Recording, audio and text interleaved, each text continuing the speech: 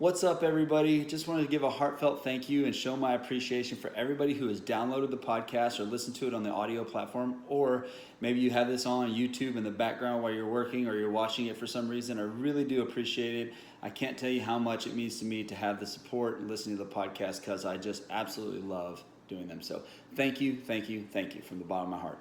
This episode is with Stephen O'Shea. He has a documentary coming out called Hell or High Seas. It's an epic sailing adventure with him and his friend Taylor with very little sailing experience to raise awareness for the 22 vets that commit suicide a day. So if you haven't heard of them and you want to check and see more about them and more about the documentary and watch clips of them, they have a lot of them up on Skeleton Crew Sailing, the channel on YouTube. Look it up.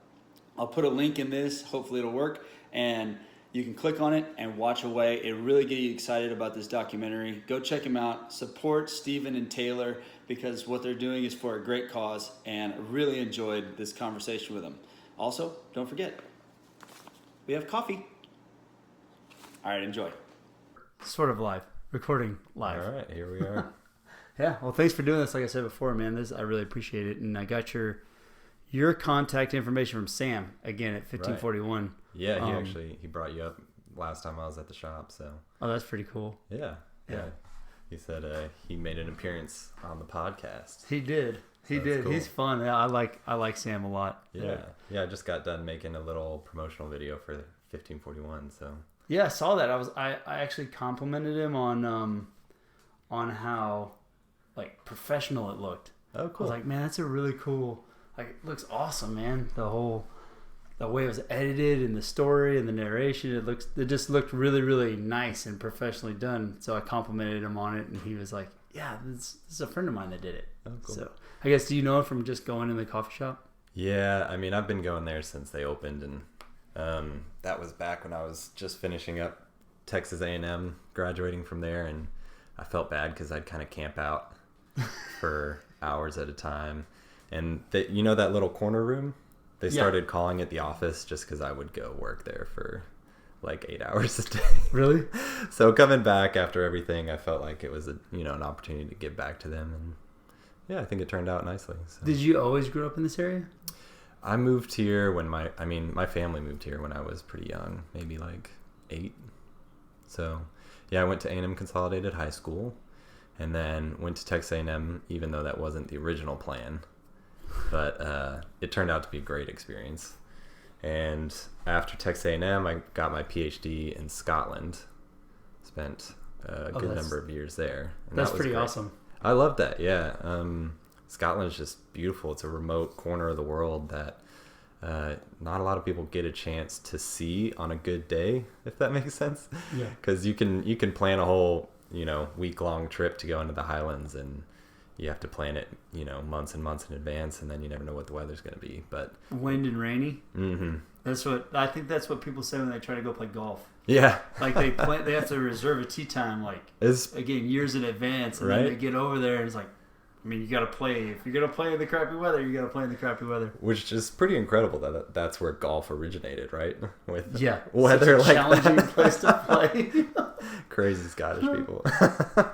So how did you come about sailing around and documenting it to raise awareness for the veterans and all that? I'll let you explain more about what the documentary is about, and because I have read up a little bit on it from what Sam told me and then what I've researched or whatever. But how did you come about from going and doing that to this whole adventurous sailing trip? That is the question. I mean, it started probably 7 or 8 years ago. I started researching the narratives of combat veterans from Iraq and Afghanistan, and it was actually while I was at Texas A&M.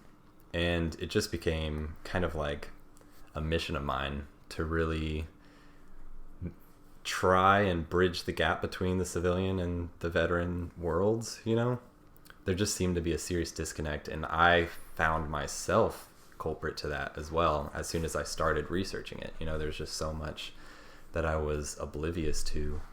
And these were my peers, and guys like Taylor were my friends, and they were going overseas and coming back and seemingly, 22 veterans commit suicide a day. That's not a number that you can just really neglect in my mind. And I ended up, that's what I went to Scotland for. I was writing a short story cycle about combat veterans, but specifically about their return to the civilian world. And I interviewed dozens of, veterans, and part of that whole process was traveling to Guam, which happened to be where Taylor was stationed at the time. He invited me out there because there were a number of female helicopter pilots who he thought had like really compelling stories. And women in the military, just in general, it's kind of like an extreme case of, you might think men have it rough, and then Yeah. you go talk to, a female helicopter pilot, and you're just like, wow. I mean, you're throwing a woman into a man's world. Yeah, and I mean, it's just like all the stereotypes and just kind of worst case scenarios that you can imagine in the business world with women is like amplified times 10 in the military. So they put up with a lot of crap, and I respect them tremendously for that. But that happened to be where Taylor and I reconnected, and we kind of came up with the idea for the whole sailing trip while I was there. Really? Yeah. So what year was this? Let's see. That was probably 2016. Yeah. Okay. 2016. Summer of. And that happened to be the same year that Taylor was getting out of the military. So he was wrapping up his 6 years when I went and visited. And he had like any of the guys coming out of the military, he didn't really know what he wanted to do with his life. And he didn't understand how his experience and his skills in the military could translate to the civilian world. For him, as a rescue swimmer and a helicopter crew chief, he could, only do really a handful of things in the civilian world, like be an EMT or sort of like a glorified lifeguard sort of thing. And he like explored and found some things where he could train people in like private security forces and how to swim and operate, in those conditions. But I think he wanted more out of life, and I think he was a little disillusioned with the military and his time in the Navy. And so, he just wanted kind of like a change of scene and a change of pace. So we kind of came up with a crazy idea to sail around the world. And I was in the middle of my PhD, so none of it actually made sense, Have you ever sailed before? I'd sailed I would probably say no. So I'd been on a sailboat. After that summer, I kind of got motivated and went to Scotland, and I was the first mate of, like a 30-foot racing sailboat in the kind of fjords and bays there on the west coast of Scotland, but nothing serious. So it was just, I guess I grew up thinking that, sailing's a pretty romanticized thing. Yes, it is. It's like you take a girl out on a sailboat, you have a nice evening, watch the sunset, go park the boat. Yeah, maybe you spend like a few weeks sailing the Greek Isles in the Mediterranean or something, and real smooth and it's just water, beautiful, scenic, peaceful, and that's kind of what I guess we envisioned at first. But Taylor was, like I said, Taylor was getting out of the military, and he had a really tough time transitioning back into the civilian world. And as like this became like the impetus that was to carry Taylor through his first year back into society, it garnered a certain amount of gravity and like seriousness to it that we couldn't really ignore. And I mean, I'm a storyteller, and Taylor had a really compelling story from his background all the way through his military experience. And I'd also been, interviewing combat veterans for the past 6 years of my life. And it happened to be my specialty with like a psychology, minor, to really delve into what's happening to these guys and why they're experiencing what they are. And it just seemed a waste to really just throw all that away to go on, like a find yourself kind of journey on a sailboat, So we ultimately decided to make it about something bigger than ourselves. And if we were going to do this and invest so much time and money and effort into a trip that we were going to take, me fresh out of, a PhD, which you can really use that momentum to follow a career in academia. It's just not really what I wanted at that time. So yeah, we ultimately decided that this was an opportunity for us to draw attention to not only what Taylor went through coming out of the military, but what I had been researching for the past 6 years. That was a lot of words. So I get after this, how do you put it together? It's just you two, right? That plan to sell it. Like that was the initial plan, just you two to sell it. Yeah. Now you have to have somebody to film, and we had that discussion beforehand that you bought all this camera equipment, Yeah. and then right at the last second, the dude bails on you. So you have all this camera equipment now. Now you've got to find another crew or another person to come and film. Mm-hmm. Did the people who filmed it, or did you film it? I filmed most of it. So it really was almost just you two on the boat. For most of the part. For most of the whole trip, yeah, it was just us. So you're filming and sailing this boat. Yeah. That's It was incredible. it was work. And we were writing as well, so... and constantly trying to reach out to production companies or anybody that we could get a hold of. So we were busy. Yeah. Yeah, so you're trying to sell the stuff while you're sailing, or you do it first, you film it, and then you come back and do that process? We ended up locking in a production company after the first half of our trip because we had to winter the boat in Valdivia, Chile. Mm-hmm. Our initial plan had been to sail all the way to Cape Horn. And from where? So let's do the whole map it out for everybody. Okay, so we left from Pensacola, Florida, and we sailed in a straight line through the Gulf of Mexico to Cancun, the tip of the Yucatan Peninsula. And then we worked our way down the Caribbean, crossed the Panama Canal, had our last sort of northern hemisphere pit stop in Ecuador. And then we... That blanket's from Ecuador, by the way. Oh, nice. Yeah. My father-in-law brought it back for my wife. Yeah, we've got some ponchos and stuff that we bought there in preparation for the colder weather. So then, yeah, from Ecuador, we went out about 1,000 miles offshore, sailed down all the way to Valparaiso, Chile. And that stretch of sailing turned out to be 3,200 miles, and it was about 5 weeks at sea. And then we reached Valparaiso like 9 months after we left Florida.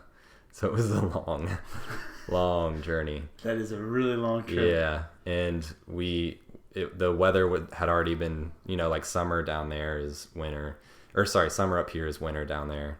And so the conditions in the wintertime in Patagonia are just uninhabitable.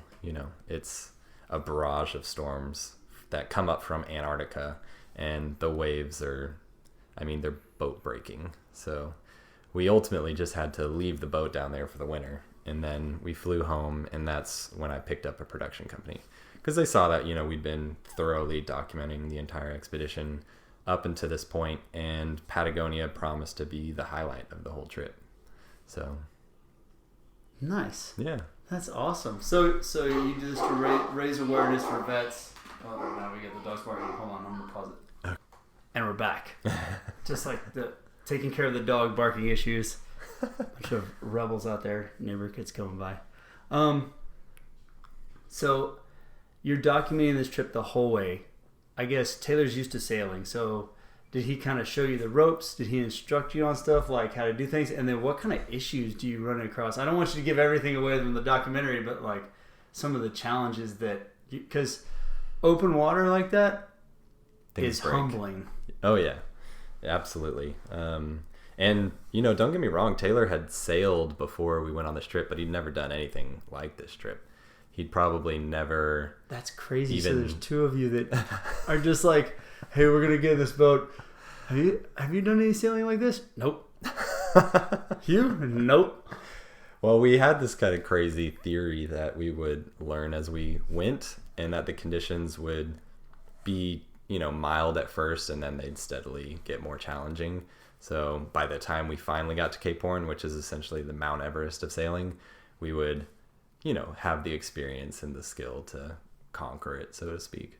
But we crossed the Gulf of Mexico in the middle of hurricane season. And that was Oh no. almost ended the trip right there. That's for sure. We tried, don't get me wrong, we tried to really plan it out and be smart about it. And there's a high pressure system coming from the north that was supposed to just carry us across the Gulf of Mexico. Yeah. But it turns out when a cyclone starts to form, high pressure systems disappear. All bets are off. Yeah, exactly. So we ended up, we went through about 4 days of storms when we were crossing the Gulf of Mexico, and How big a boat is this? 36 feet. And just in the Gulf of Mexico, the waves weren't as big as we saw down south, but they're really steep because you have kind of like, drop-offs in the continental shelves, and just the Gulf as a whole is kind of like if you picture it like a bathtub, there's kind of like that sloshing effect. Yeah. So that'll happen when you're kind of in a more enclosed body of water versus like an open ocean. So in an open ocean, you'll have like a steady train of waves, and they'll kind of be like gradual because they've been stretched out over time. But in the Gulf, they're just kind of really steep and short. And these, in the worst of the storm, we were in at least 30-foot waves. So we're talking steep waves that are almost as big as our boat. Just crashing. Yeah.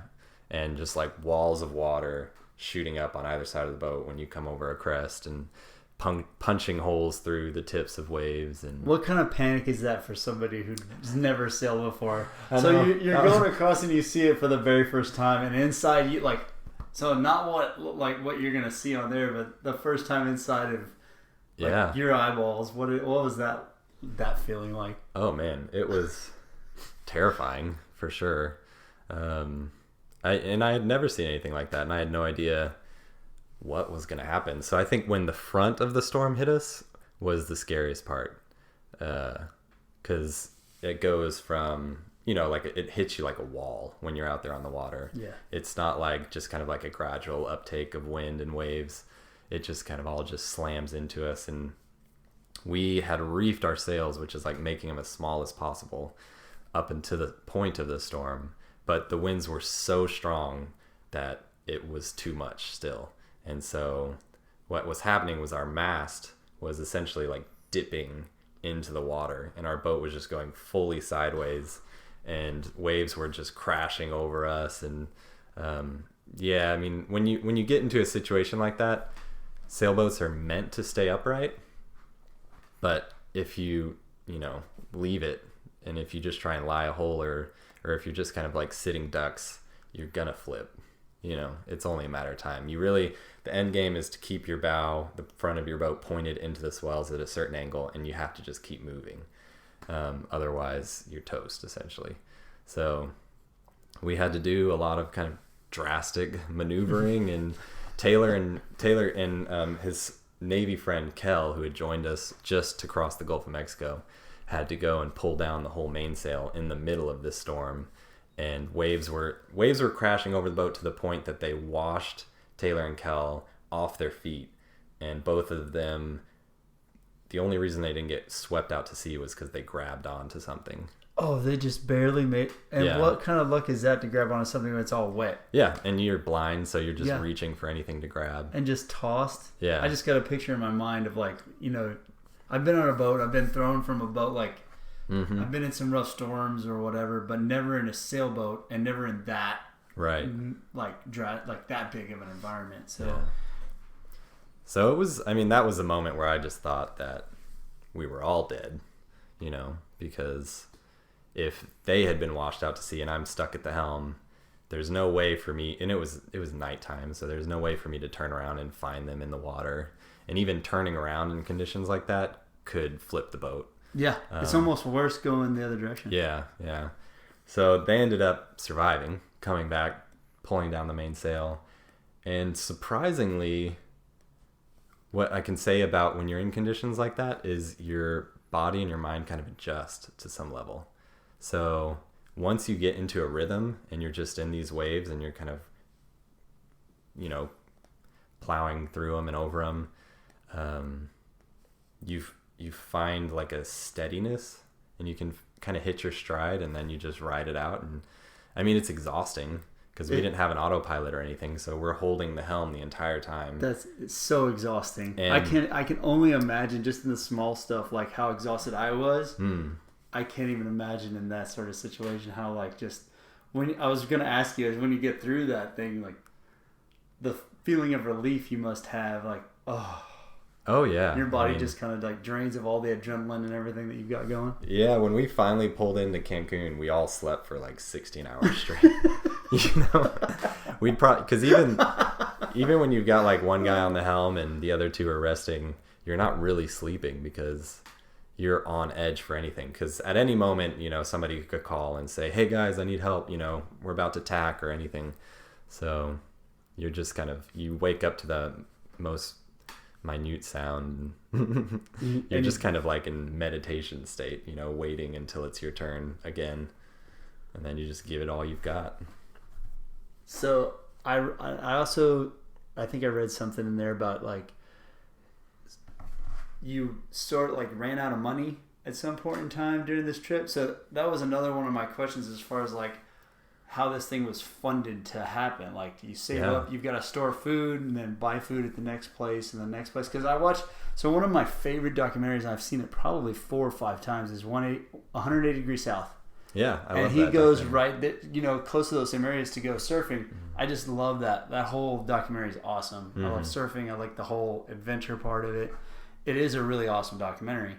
So he kind of does that sort of stuff, and you get to see how he like is trying to make it work money wise. You know, he saves up his money at the job. So how did you guys do the same thing? Save up, buy stuff, store it, and sail? How'd that work?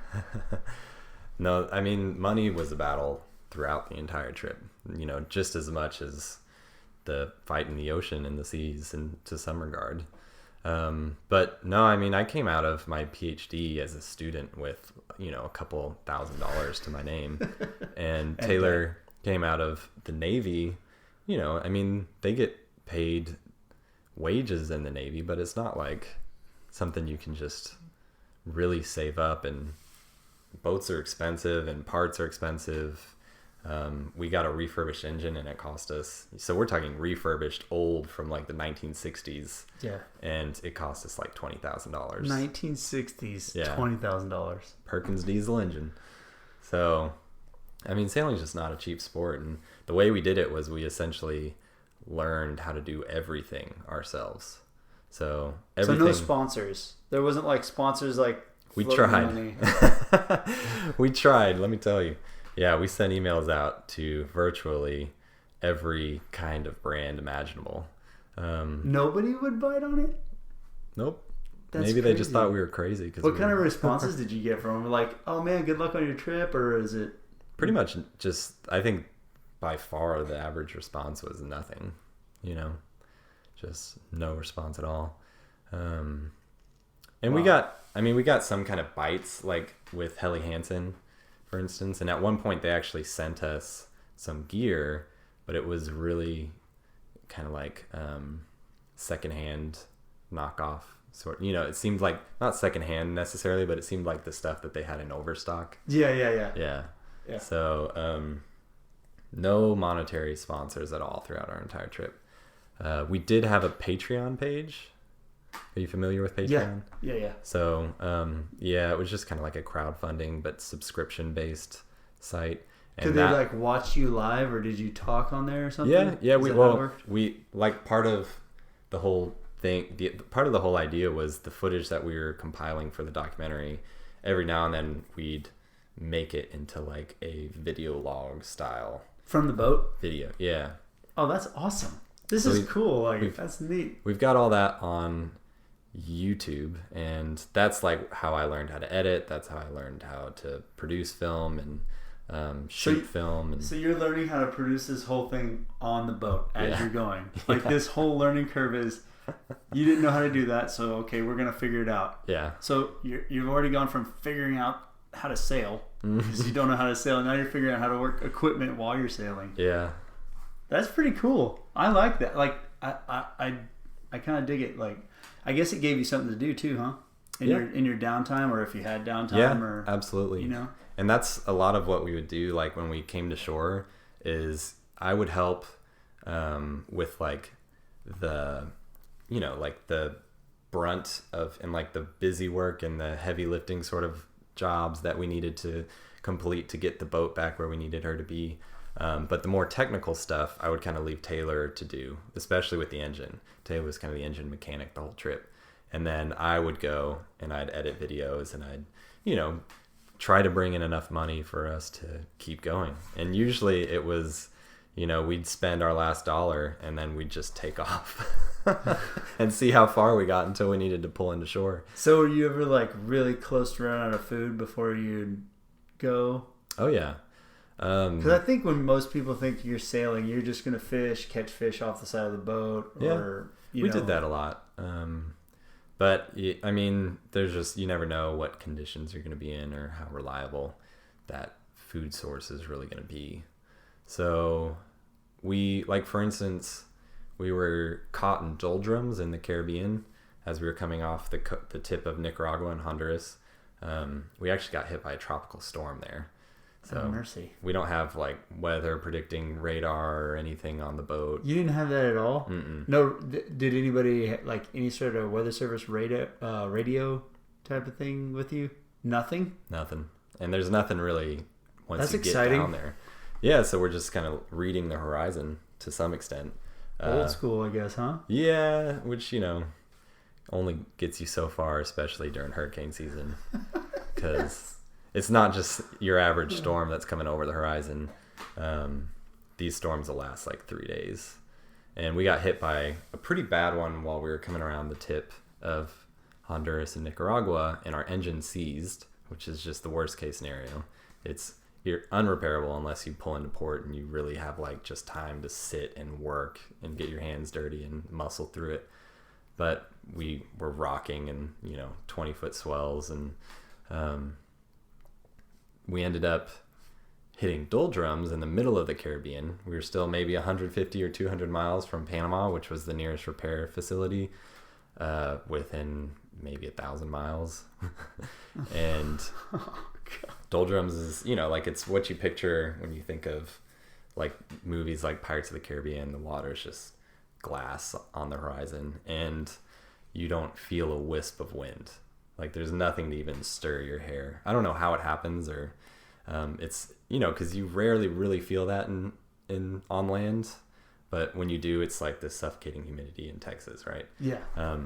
So we had no engine, we had no wind, and we were just kind of like rocking. And to make matters worse, our reserve water tank had cracked and leaked into our bilge, and so we had to start rationing water drastically. So we went from thinking we had maybe, you know, 25 gallons reserve to realizing we had maybe 5 gallons left. And we were averaging about 10 miles a day because... And you got 1,000 miles to go. Just like 200, but... Oh, still. Yeah, I mean, even on a good day of sailing, 200 miles with our boat was like 2.5, 3 days. So we were drinking with 5 gallons of water. Yeah, we were drinking like one of these a day, and it's about, on the water with the humidity, it's about like 95 to 100 degrees. And you got to be moving in it because you're sailing. You don't have a motor, so you've got to be manually doing this thing with the wind and everything else. So our shifts when we were becalmed like that, one of us would sit in the cockpit and you just scan the horizon and you could see wind coming from probably like a mile away. You'd see it on the water. It'd just be kind of like a little texture. Yeah. All of a sudden it's not glass. It's kind of like rough, look like little sandpaper type thing. Exactly. Yeah. And it's incredible when it happens because you can just watch that come to your boat and then hit you, and then you'll feel like a little draft. But really the only way we moved for probably a week was when squall lines would come. So we just went from this this stretch of sailing where storms were like the bane of our existence and terrifying and miserable to we were praying for storms to come hit us so that we could move, you know? You're like, oh, a storm, no, we're going to die. Oh, wait, we're going to die because we don't have any water and there's no... Please, storm, come here and blow us around. Exactly. So that was fun, but that was one of the times where we almost ran out of food as well. We pulled into Panama just eating peanut butter out of a jar with a spoon. That was all we had left on the boat. We had like dry ramen noodles, but we couldn't afford to use the water to cook them. Yeah. You know? So you're just eating the bricks Yeah. of water ramen noodles? No, because our mouths were too dry. Like we couldn't even eat that, you know? So I imagine at that point you just want water and then mm-hmm. you're thinking about getting there. Yeah. And when we finally did, you know, of course we went to the Marina restaurant and we both got 2 beers. The first thing to do is get the dehydrating beverage. That's awesome. It wasn't our shiningest moment, but we weren't thinking very clearly either. So. No way, I bet you it tasted great. Oh, it did. Yeah. We were just happy to be alive and to have made it there, you know? Heck yeah. That's awesome. Yeah. So this whole experience, like your family, girlfriend, wife, were they cool with this whole idea? Were they totally on board? Did they fully understand what was going on? I got kind of, you know, both sides of the spectrum to some extent. Some of my family members were pretty, you know, gung-ho and supportive about it. But the worst I ever really got was just my family being concerned for our safety and wanting us to throw in the towel or quit because it was too dangerous or too reckless. Were they watching you the whole time on the Patreon thing, or? Yeah, we had a seen tracker. videos? We had like Oh, you did, a okay. Garmin InReach, Uh-huh. which you can find like where we were last, you know, sent a signal out. So would they watch the weather too and know that y'all were in a storm? Mm-hmm. Yeah, my mom actually pointed out, she sent me a Weather Channel article about a week after the storm hit, and it was the first anticyclone to ever strike the coast of Chile, and we were in that. Oh, jeez. So it was just, I think that in some ways really sums up our trip. Yeah. Because we were constantly really hoping for a nice, calm, peaceful stretch of sailing, and kind of freak storms would hit us and freak conditions, and our engine, we were constantly, I mean, we went way out of our way. Our initial aim before casting off was to get what Taylor called a bulletproof engine. And so that's why we funneled the majority of our life savings into this refurbished Perkins engine, and it quit on us more times than I can count. I mean, it was the biggest POS. To the point that, I mean, Perkins are really prided on their ability to, you can just like pour, you know, like detergent into them and they'll run. People say things like this. Yeah. And we, you know, like we knew how to make it tick, and we would always get there. We would always piece things together. And at one point, the transmission just fell to pieces when we were 1,000 miles offshore in the Pacific Ocean. And so we had no engine again. And Taylor pulled a door off its hinges and found that the bolts that were holding that door in place were the perfect width to replace the sheared off plate in the transmission. And so he sawed off the tips of these screws and plugged it in and kind of cast it and then put it back in place. And the transmission worked for, you know, like another 100 miles or something. But it was always improvising, and it was always just, you know, what can we use that we have? It's so amazing that, like, when human beings are put in positions like that, like you guys learning on the, I mean, there really is something to like learning through experience and just going and figuring it out, because you're forced to figure it out in that moment. You don't have a Walmart you can go to, or somebody you can ask, or you Google at your fingertips to be like, oh, how do I, you know, where do I get this part? And even if you did, where are you going to get it from, right? So you've got to figure out how to make things work out of what you have on the boat. Yeah. Or what you may find at a pit stop, wherever you're going. So I just think it's fascinating how you learn, like, you figured it out. Like, there was no option. Like, there's an option of it doesn't get fixed, or you work on it till it gets fixed. Right. Yeah. And you couldn't really accept defeat in some of those moments, because to just give up would mean essentially to like lay over and die to some extent, And so we at least weren't going to let that happen.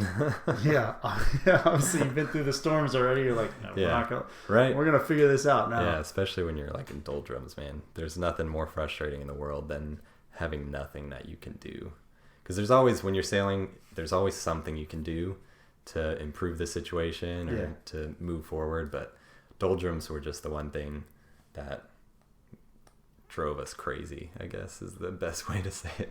Lots of frustration. Did you guys get in a lot of fights on this, like, in this thing? Like, when I say fights, I mean like arguments and frustrated. You're frustrated because you're stuck with 2-3 people for 9 months. We were all together. The trip lasted almost 2 years. Okay. Yeah. But that first initial trip before you flew back was 9 months, right? Yep. Yeah. So you're 9 months straight. That's a long time to just be like. Oh yeah. And it's not like. You're not like a rock band where you have people around you. You're not touring the country or Europe or whatever. You can go to a restaurant. You're on a 36-foot boat. Right. In the middle of the ocean. There you go. Like, if you're frustrated, you can't just escape that for a moment and be I'm going to get away from you just for a second. Oh yeah. And there were days, I think I remember most vividly off the coast of Colombia, where Taylor and I probably went 2 or 3 days without saying more than like one word at a time to each other. We were just done, like wanted nothing to do with the other person. And I think that's perfectly normal, but surprisingly, we only got in like real full-blown arguments when we were stuck at land. It was always, when we were trying to piece together a way for us to continue the trip that frustrations and tension seemed to mount and just come to a head, and then we'd have a little shouting match or whatever. And usually it'd be resolved pretty shortly after that. But and then you just work it out and figure out a plan, and okay, we'll go with this. Yeah, I mean, it was always something different, but we always kind of came up with something. I think the one scenario where it was completely out of our hands was when we were stuck in Ecuador. And we had no way of really continuing our trip for 2 reasons. The one was Peru as a country to check in by sailboat costs $2,500. They treat every cruiser as a commercial vessel. And they claim that they own the waters 200 miles offshore. Which they just make this up? Yeah, which maritime law dictates that you can only own waters like within 15 miles of your shoreline. Yeah. But Peru says if you come within 200 miles of the Peruvian shore, you have to make your way straight to the nearest port of entry. And if you don't do that, your boat could be confiscated. And they've been known in the past to use confiscated sailboats as target practice for the Armada. So you could potentially watch them just blow up your sailboat. Oh no, then you're stuck. So we had no intention of going to Peru, unfortunately, by sailboat. I'm sure by bus, or by plane, it's a great place to visit. But all cruisers know to avoid Peru. And to get around Peru, then, we needed to sail about 3,000 nautical miles without pulling into shore. And with just Taylor and I, that would have been impossible. So I mean, we had done, I think the longest stretch we'd really done, just the two of us, was along the coast of Colombia, and that was about a week. And we had anchored during the middle of that week. I mean, we spent probably a month going from Panama to Ecuador. But as far as just like nonstop sailing, it was a week off the coast of Colombia, and we were delirious by the end of it.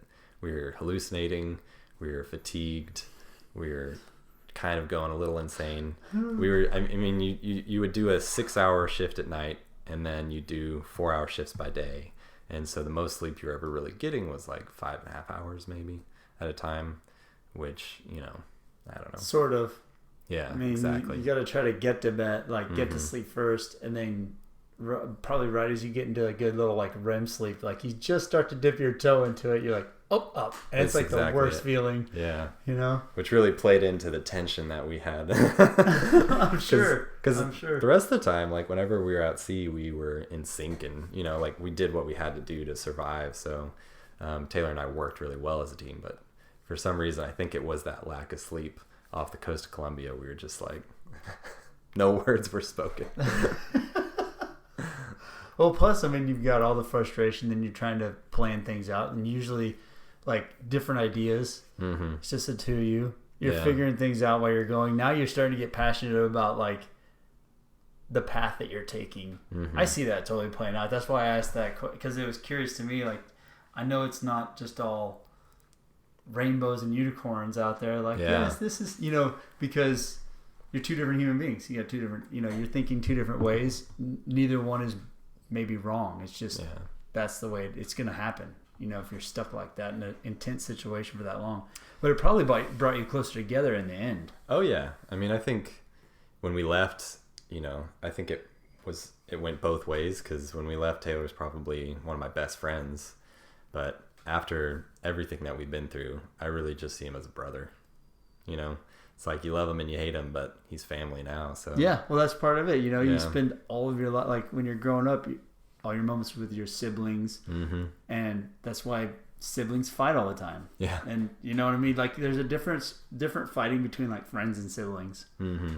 Absolutely. So, yeah. So I mean, those sort of things, those tensions and those little struggles seem to bring people closer to, like when you get, I kind of look at it as like if you get passionate enough where you're arguing your point back and forth with the person, that means you really, really like that person. Yeah. Like you're really caring about what you're doing in this situation and where you're headed and where you're going and all that good stuff. And what they think. And what they think, and you really want them to agree with you because you care for that person. Yeah, that's at the very same true. time. So, so what kind of language barriers were there? I mean, do you guys speak all the different languages when you come to these ports?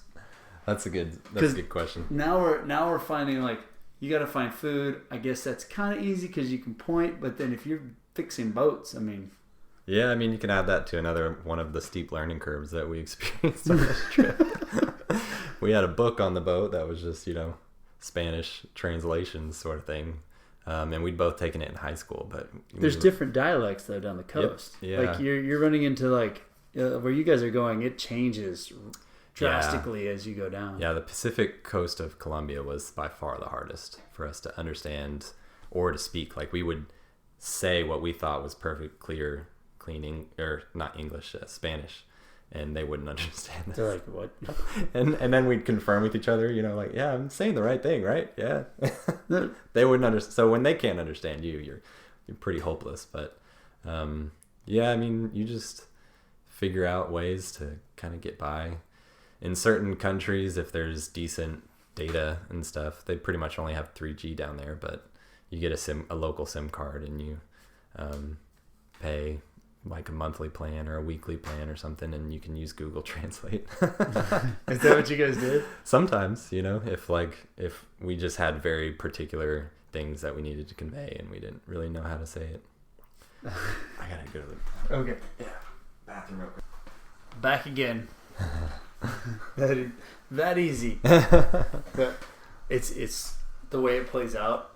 I used to like, why do people say they take a break? Like, why do they say, why don't they just pause it and then continue the conversation? It's because like it's necessary to let them know because it doesn't always pick back up right at the same spot. Yeah. So I'm like, oh, that's why you do that. I get this. Like the whole production side of it.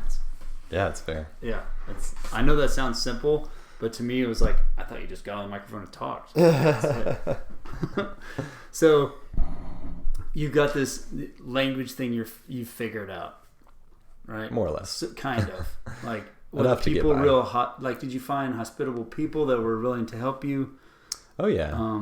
I mean, it varied, from city to city and culture to culture, but for the most part, other cruisers are great. So. Oh, it's like a little brotherhood of. Exactly. Yeah, because they've just been through the same exact thing you've been through, and they know what you're like. They know what you're up against. And the further off the beaten path you go, the more connected those cruisers really are, so like if you're just doing kind of the roadmap trip around sailing around the world, you're going to run into a bunch of people that have too much money and have somebody else run their boat, and they want nothing to do with you because Taylor and I were scruffy vagabond youths to most of the cruisers. I think that's awesome. I used to like fantasize about doing that sort of thing. Just like bare bones, barely making it by, like limping into port every time. Beard's like not trimmed right. And the yeah, hair exactly. And my hair would afro out because that's the way mine, the curly hair would be, and just dirty, and you've been working hard. Like, I don't know why that's appealing to me at all. It doesn't sound like, none of those things sound like, oh, what's your dream life? Kind of look like a homeless person. Stay on the water. Yeah, that's pretty much how we looked a lot of times pulling into port. But once you get far enough south, especially like outside of Panama, once we got south of Panama, everyone was just like super welcoming and supportive, and they'd point you to the right guy in town that you needed to talk to, or he was a reliable person. And, that's awesome. So we never really got like cheated, I wouldn't say, except in like Cancun maybe. Tourist places. Exactly, where they just trying to wring you of every penny you've got. You do have to be careful though. I mean, we got kind of savvy about it toward the end, but in South America they definitely kind of look at you as like sailing is a very posh sport for them, so it's really only like kind of higher end, like higher up people who sail as a sport and as a hobby, so they just assume if you have a sailboat that it's $1 million yacht. Yeah, so you've got the money, you're like, we'll just take her, we'll just fudge a little here or whatever. Now what happens now, like, so after that thing, you've got all this footage, you've been spending your time editing it, you edit it while you're here, what happens to the process? Where's the movie going from here? Yeah, well, I'm a writer, and this whole idea was, me chasing a story, but I have become a little bit too close to it over the years, if that makes sense. So for me personally, with something like this, when it's your own experience, I like to let things marinate and distance myself from it. But for the documentary in particular, I'm kind of like handing that off to our production team to some extent. We've got incredible director, Glenn Holston, who, he's created fantastic documentaries in the past. And while I'm always going to be there to help shape and to guide the narrative, I'm really looking to these guys to pull the gems out of there and to really kind of create a story that's compelling and that is comprehensive of our journey.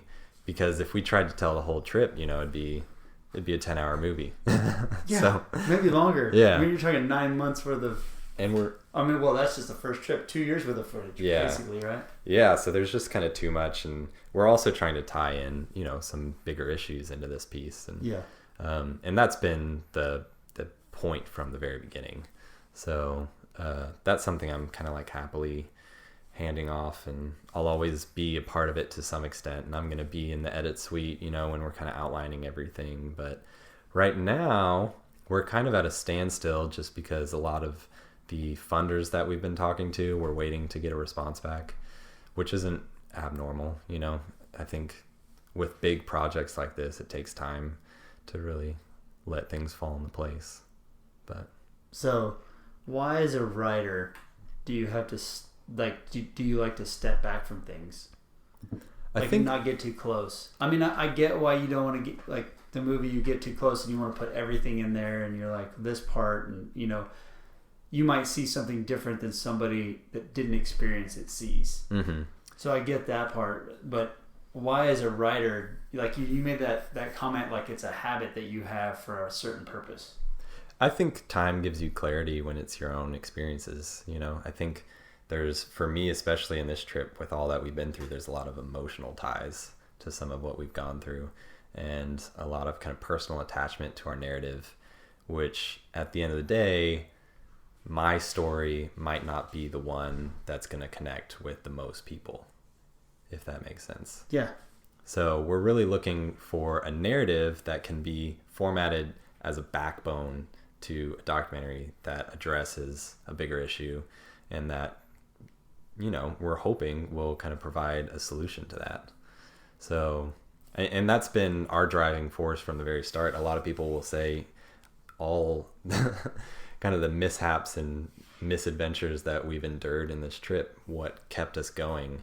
When we ran out of money for the umpteenth time, why did we not just give up and scrap the boat and fly home? And it was always because the farther along we got, the more we felt like we had an obligation to see this thing through, because we were finally in a position to potentially do some good.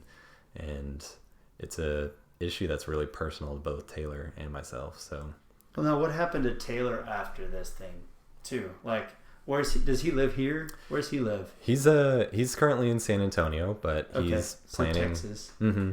But he's planning to move to Galveston and start kind of attending TAMU Galveston, the not the Naval Academy, the Maritime Academy there. Yeah. And that's kind of his game plan. But we're both in the short term leaving ourselves available and flexible for the documentary. There's going to be some more filming that's going to be done down here in Texas. There's going to be some interviews of especially the guys who joined us along the way. Oh, cool. Kel Warner and John Rose. They're great. They're both rescue swimmers with Taylor.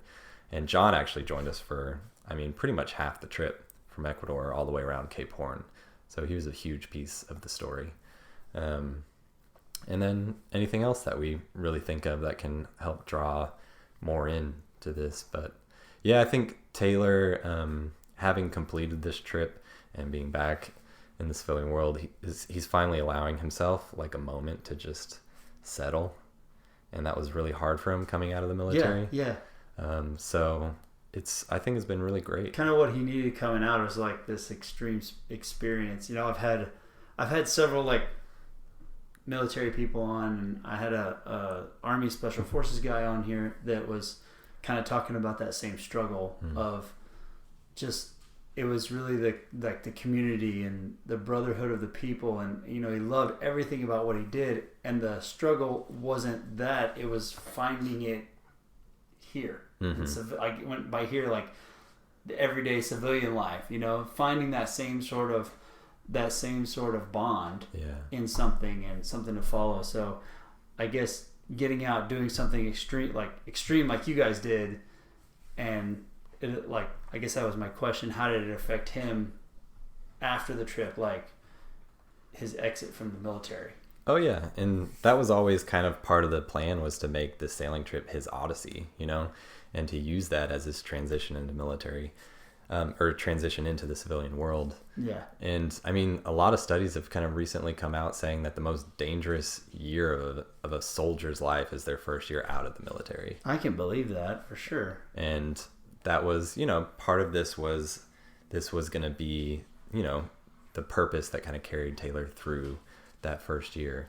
And do you in this thing, do you promote a message of doing something like that? Like when these guys come back, like finding something to go do, some sort of adventure, or like trying new things, trying something different? Absolutely. And that's not unprecedented either. We actually ran into a sailboat in the Panama Canal that was manned by active duty British military who were on a decompression mission after serving in Iraq and Afghanistan. So, their military system isn't perfect, but they've got some kind of program in place to help their soldiers and their veterans decompress. And so that's like, when you say a decompression mission, then they're commissioned by the government to do something like that. Exactly. Yeah. So it's fully funded, and it's part of their program, and they can choose. They can either go sailing, or they can go like on a hiking adventure, so there are different options that they can go through. But did you study all that stuff when you were in Scotland? A little bit, but they still have a lot of the same struggles, and one of the reasons for that is there's just kind of you look at veterans and military in general, and they spend 6 to 8 weeks conditioning soldiers just in boot camp, right, to come out of the civilian world. Then they spend up to 2 years training them to be, whatever pipeline or specialty they're going to be. And then when it's time for them to out process and to leave the military, there's virtually nothing that helps them transition out. So Taylor, for instance, I think all he really got that helped him was a program called TAP, Transition Assistance Program. And it was a 5-day long course that essentially taught him how to apply for government jobs. And that's all that it was. And there's no education about, what your body and your mind are going to go through coming out of the military. Yeah. How like a change in a pace of life is going to affect, your moods and just like your hormones and what's going to be happening in your body. None That's of a that big one, is I really think, too. addressed. Absolutely. I think the hormone one is a huge deal. Yeah, and these guys don't know that, and they're not told anything about it. PTSD wasn't even brought up when Taylor was leaving the military. So That's like just recent. Oh, yeah. Yeah. Huh. So there's a lot of ground that could be easily made, but there's also, I think, a need for a program to help veterans transition out of the military. And I think it should involve, some sort of like physical aspect to it. There needs to be that exercise that allows for an outlet of epinephrine and endorphins and cortisol and everything. But there also needs to be like education involved, and there needs to be like time. Your body needs time and your brain needs time to adjust. So I think it's an interesting dynamic that you did on the sailboat, and you wanted to do it for the veterans and coming out. I think you not being like in the military but studying it, so you don't have the same. And this is something that got said to me when I talked to that guy in the special forces thing that really opened my eyes to it. He's like, you may not have seen everything that I've seen, because I kept saying like I can't relate to you in this sense, but I'm empathetic towards it. And he was like, you haven't seen what I've seen. People mistake like just because you haven't been a soldier doesn't mean that you don't have the same feelings that we have. And I think that's where some of that disconnect comes in. Like, we still feel the same feelings. Like, you can still feel what I feel. Yeah, they're still human. Yeah, so like you understanding that because you're on a boat trip now with this guy who just came out of the military, you were never in, so now you guys are stuck there, and now all of a sudden that doesn't matter. Mm-hmm. You're feeling the same feelings, going through the storms together and working things out, and the same fears. Like, he's just not like, oh, I'm in the military, trust me, I got this, we're not going to die here in the ocean, So that's part of the, I think, the fascinating factor of it with both of y'all going through it. And then did you come out of that with like maybe a better understanding of all of that stuff?